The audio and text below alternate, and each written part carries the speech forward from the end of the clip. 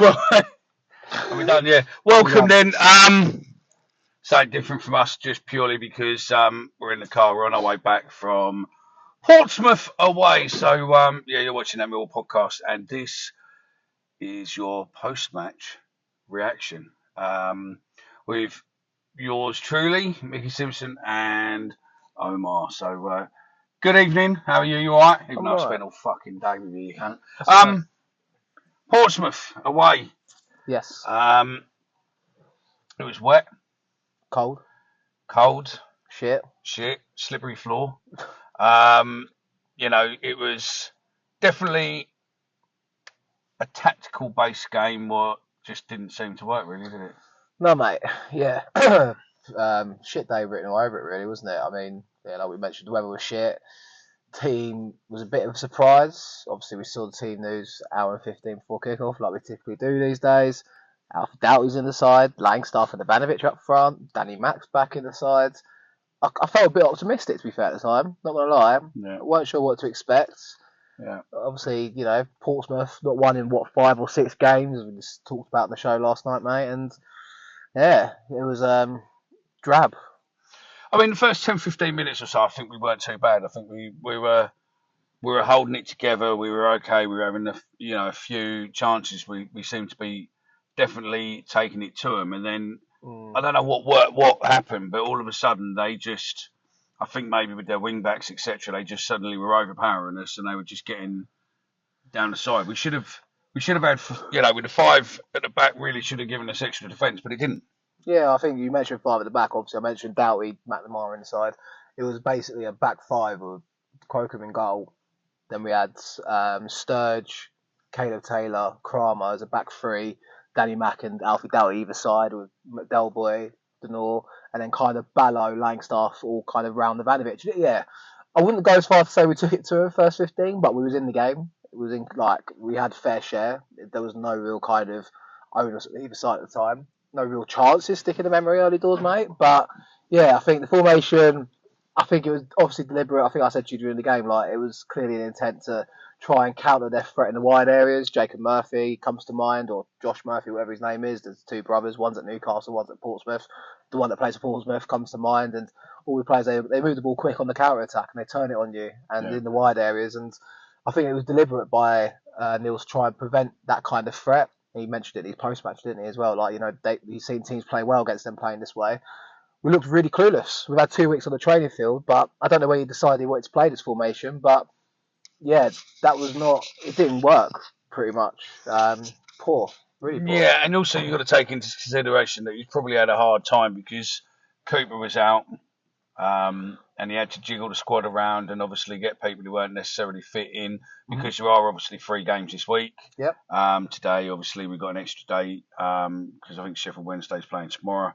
And then obviously we're playing them on Wednesday at home, and then we've got Southampton who beat Charlton 5-1 today. So yeah, he's obviously taken all that into consideration, but it can't have been easy. But then obviously, I don't know, it just suddenly come unstuck. I mean, their first goal was a slip up with the defence. We shouldn't have given them the free rein. But to be fair, he slipped it left, right, and then took the shot, and fuck me, it was a shot and a half. It was a great strike, but as I said to you, and say it now, it's you give him the time and space. Obviously, probably 2 times out of 10 it goes in, and today they had 2 decent strikes from range and scored both of them. The third goal as well, which we'll talk about in a minute, I'm sure. But yeah, I think obviously went 1-0 down, then Sack Sturch gets injured. Bit of a weird one. Took a ball to the face. It was pretty much in front of us when it was. Next thing you know, he's getting stretchered off. He went down really slow, as if he got a punch to the face, but it was sort of like, I don't know, he went down, but really weirdly how he went down. And he looked as if he was definitely out cold before he hit the ground. Yeah. And then obviously he sort of come up with his arms up above him, so it looked as if he was definitely out cold. But yeah, hopefully he's okay. Hopefully, he's gone off to hospital and been checked out. Hence why we made the concussion sub. Who came on for him? Joe Bryan. Joe Bryan come on, yeah. And then he had a good game, didn't he? Yeah, and then we come to Joe Bryan in a bit. But and then they scored a second goal. We had half time. And then they scored a second goal what I would probably say was more of a fluke rather than a Yeah, well, at the time we kind of thought it was. I yeah. thought it was a cross that somehow managed to hit the back of the net. I've seen it since been credited to Kramer as an own goal.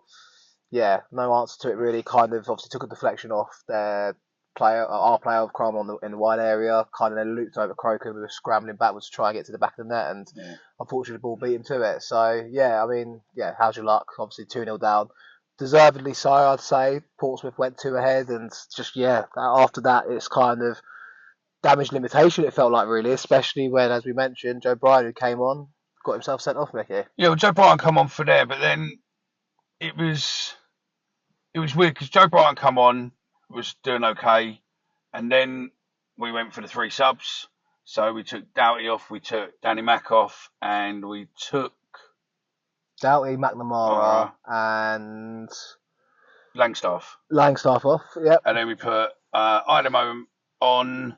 Yep, We Dan put Kelly. Dan Kelly on, and we put Kundle on. Correct. Good knowledge, well done. And yeah, we put those 3 on. Obviously, changes were done. We had another one a bit later on, but the changes were done. And then because of the playing surface and everything else was fucking horrendous, to be honest. But both teams play on it. Yeah, I hate to say stuff like that. Yeah, but it was horrendous, though. I mean, it was. And I think that Bryan went in for a tackle. Yeah. I don't think it was harsh. I mean, listening and looking, it seems as if the ref gave him a straight red because he was the last man, which I think is harsh. I think from where we were, what we saw, it looked as if the player didn't necessarily make contact. He just sort of passed through him. I mean, I'd like to see the replay and see the slow motion with it because it looked to me as if he faked a harsh tackle the way he fucking flew across the room. He should be a stuntman because, you know, as soon as Joe Bryan got the card and was sent off, then it was all of a sudden he was up on his feet. So it weren't exactly like, you know, a rough takeout. But just on that, I think there was 2 things to it. One, obviously the tackle itself, which I didn't think at the time was a red card. I think obviously we had a corner. They counter at pace. Joe Bryan's the last. He is the last man, but he's on the halfway line. So, like, does he stop deny a goal scoring opportunity as the last man? No. Is it excessive force? At the first time of seeing it, I thought it was a naughty challenge, but I didn't think it was a red card, to be honest. But then I've not seen it back. Could be that we see it back and go, he's gone in both feet, or he's gone in above the ball and he's missed the ball, or whatever you want to throw at it. But the referee's deemed it a red card, and obviously you add into the mix that Sturge has got off injured with concussion sub. Joe Bryan's then suspended for the next 3 games potentially. Then you've got no left back available, with Doughty obviously being relied on coming back quite quickly today and protected after the hour mark alongside Danny Mack. I mean, obviously great to see Danny Mack back today, obviously. Fantastic to see, and he was proper going in hard. I mean, he was lucky he didn't end up getting sent off as well, because I think there was a couple of times where he was really pushing his luck. Yeah. And then he had a bit of a run-in with the 4th official, and, you know, where the goal come from, really. The second goal, where the second goal come from, where it should have been a throw-in, and the ref didn't give it. But then we're going a little bit more. Obviously, Joe Bryan got sent off, and then Del Boy went down. There was a bit of a harsh tackle. Looks as if possibly his studs got caught, and a twist or a roll. I don't know, but he looked like his knee or his quad or his hamstring looked fucking in bits. It was sort of knee thigh area. It was knee on knee contact when he started playing on the floor, isn't it? And then you're thinking, could be some medial damage there. Could be, you don't know really. No. Hopefully it's just impact and he's all right and he's back by next weekend. But I think even Alex Neil said after the game, you don't really know. It's hard to say at the moment. So it's going to be one of those, I suppose, once the swelling settles down or whatever's kind of damage, gets a scan, and then we'll go from there, really. But yeah, another injury to add to the list, mate. Number 2, really, because you take Serge as well. You know then the red card for Bryan. And that's 3 more players what are potentially they out won't of the be selection. Available Tuesday. No. I mean, because I think he pretty much was out cold. It's a 10-day rule concussion. Yeah, so he's not going to be playing for the next 2 at least, unless it isn't contact. But where we were, it looked like he was Sparko. Well, then he got stretchered off into the ambulance. Off to the what you call it, Bryan off. I think the players what come on. I think Kundle didn't do too bad. I think he had a not bad game. Looked lively, because all things considered, down to 10 men. Drop deeper. I know a lot of people say often that he should play deeper. I personally don't see it, but he did get on the ball a bit more. Tried to orchestrate a few things, considering we were down to 10 men. At that point, I was like, damage limitation. And then we get the goal back, don't we, from a corner from the sub. Yeah, we get a call. I don't know how much of the Your Serb. best mate. I don't know if the Serb really knew what was going on with it. Well, yeah, Macaulay thing. It was nice to sit next to another Macaulay fan today. So yeah, that was good. It weren't me, by the way. No, well, no. We're not going to name drop, but yeah, it was good to sit next to one. And also, it's interesting to listen to some of their thoughts on the game as well. Like, the tackle. They were like, it's just standard. It's not aggressive. It's not this or that. So yeah, I mean, I think that hopefully the club will appeal that, and then we can get a feedback on it. And then Negley comes on. So you're one of the Negley and Cundall can't play similarly. Have I said You have that? said before, yeah. I don't think I said that. I think I actually had Condor and I had Bangor Williams my team for today.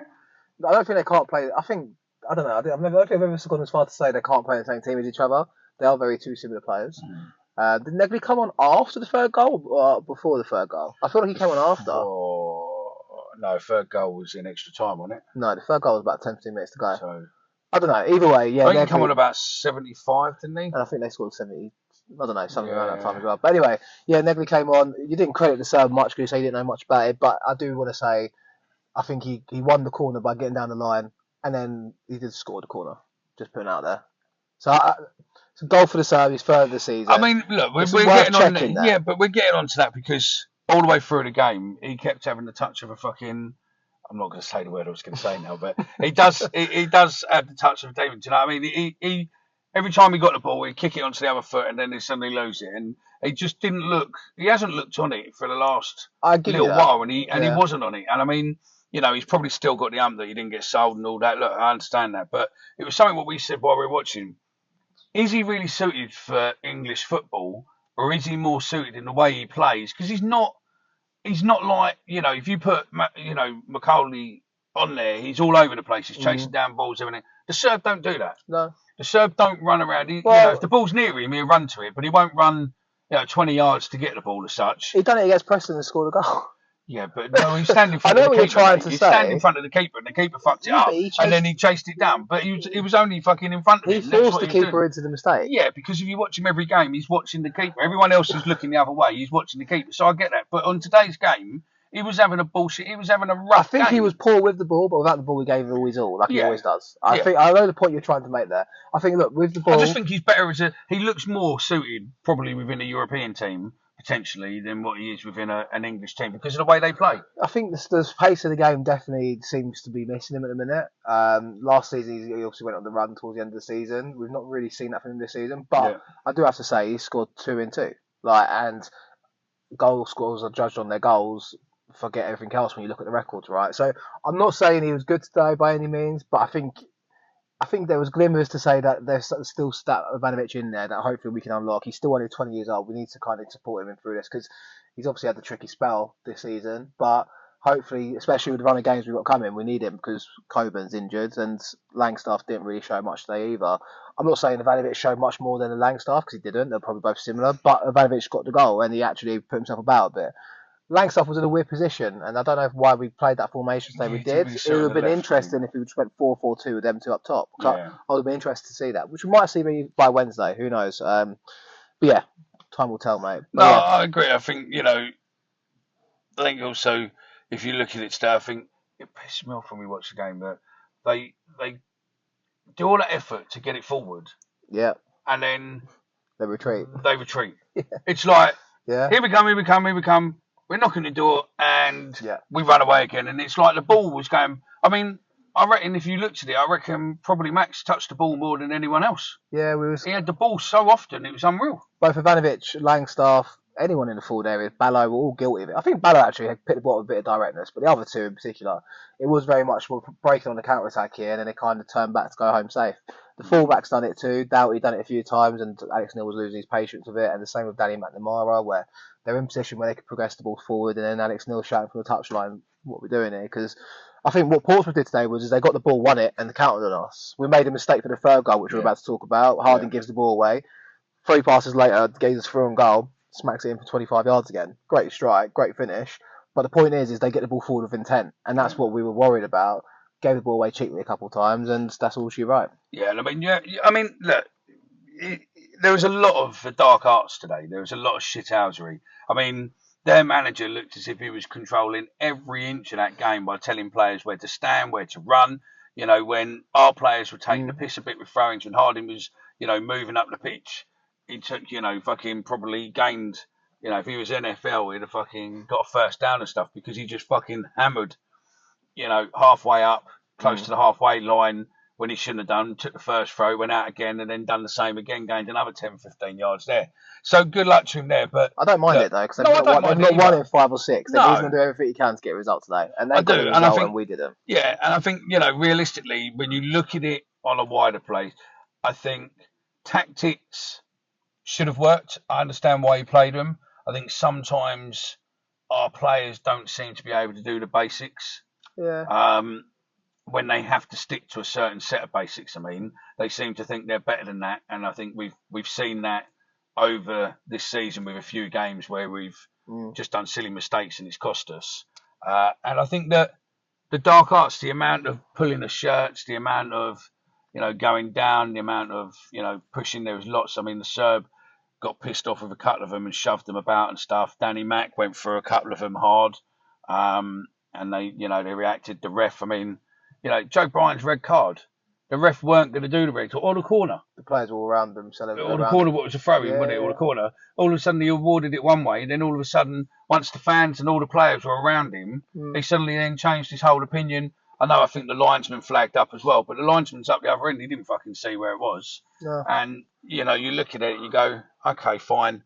But we can't blame the referees because we get shit referees every week. I think, realistically, yes, tactics may be slightly wrong. And I think maybe the players, did they show up really wanting to win, or did they show up like just to tick along? I don't know. It's hard. You don't want to say players don't turn to win, but there was that little bit of a feeling when we were, when we got a goal back in the 2-1, we should have just, looked. But we're down to 10 men though, right? We were. But I think for me as well, I agree with you with what you're saying now. I think the tactics for me were the main killer today. We had no Jake Cooper. We had real lack of leadership in the park. No Leonards. Yeah. No players really stepping forward to try and, especially in them games where you're against it, up against the cost. You want players like Cooper in there, winning them headers in the box, clearing it, leading by example. And I think we missed that leadership today. Kramer had the armband. I'm not criticising him for his leadership because he's only 21, 22 years old. But you could tell he was missing that real lack of real leadership. And the tactics for me in particular, I think Alex Neil does need to take responsibility for that today. I think it's not the first time this season we've done it at Birmingham where we worried about the opposition, set up in a certain way, and we got turned over. Today is exactly the same thing. We set up worried about the opposition. It's very contrasting to when he came in nearly a year ago, where it was more, we're Millwall, we're going to go and do what we're going to do. Yeah. And I know there's injuries, suspensions, lack of real leadership in that squad today. So a lot of it is excusable, and you can see why he did what he did. But I think he should have corrected it at half time a lot sooner than what he did today. Is what my opinion is. I did like the old 4-4-1 when he went telling to trying to tell the players, because obviously they didn't know what they were playing, and that because we went down to 10 men, right? So it's obviously you have to juggle it around. I just think it's a bad day at the office. Dust it off, and you've got Sheffield Wednesday coming to town on Wednesday, and you need to bounce back. Simple as that. 100%. I think that's the game where you can come and show back, because they are on their arse. But look, don't say too much about them, mate, because when they turn us over Wednesday, it's going to be dangerous. That's it. And then we got Southampton on Saturday, who scored 5 goals or 4 goals. I think it was 5 goals in 4 goals in 20 minutes. 20 minutes. So as long as we don't let them do that to us, then happy days. But listen, 7th in the table. Yeah. The fact that we're still there and thereabouts around it, considering really, the amount of games drawn and stuff, and over this season, I know, what's this now, fifth loss, I think it is, isn't it? Not sure. Wrexham, Birmingham, Middlesbrough, Coventry, and Pompey. Wrexham in this, so it could be 6 actually. 5 or 6. Anyway, it's true. Disappointing, and I think Femi Aziz, if you are fit for Wednesday, please be available, because we're going to need him. I think we're missing that outlet for sure going forward. We talk about that directness and the fact that we don't go back too often. When the likes of MCs get the ball, mate, they make stuff happen. Yeah. And I think that was a real disparity today. We missed the directness, the direct nature. Ballo showed it in glimpses, but then he's kind of playing this weird role where he's kind of backing up Ivanovic and Langstaff more centrally. You want these players. A Mill side, I've always said it countless times, all my friends know this, all the people who watch the podcast know, A Millwall side is 2 wingers having a go and a Yeah. striker or 2 strikers. It's not rocket science. You want the wingers to take on the fullbacks, get corners, balls in the box, ask questions in the defence, and we've done nowhere near enough of that today. And that's how I barometer a good Mill performance, and we didn't get that today. 100%. And look, that's it. If you like this, do subscribe. Mm-hmm. Make sure to share. Make sure to comment. And if you do want something to comment on, we'd love to hear your views on this. But also, how many players, and don't Google it, but how many players can you think of what have played for both Millwall and Pompey? I mean, we saw one today. We saw Jed Wallace. Omar had to be, hosed down afterwards. He saw Jed Wallace. We did. In the Portsmouth directors or the Portsmouth fan side. So he was there. So there's one to give you, and obviously you can have Paul Robinson as well. But there's so many you can. We've been talking about it all day. Omar's quite impressed. We also saw I was impressed with Mickey's knowledge. We also saw another one today that Mickey didn't recognise. It was a midfielder that played on loan for us, and he also played for Portsmouth, potentially on loan. I'm not sure if he committed on loan or not. But midfielder, I'm talking circa 2010 to 2015 era. If anyone gets that, I'll be impressed. They can have a keyring, because I've still got my keyring in my pocket. There you go. So yeah, like, sub, all of that. Thanks very much.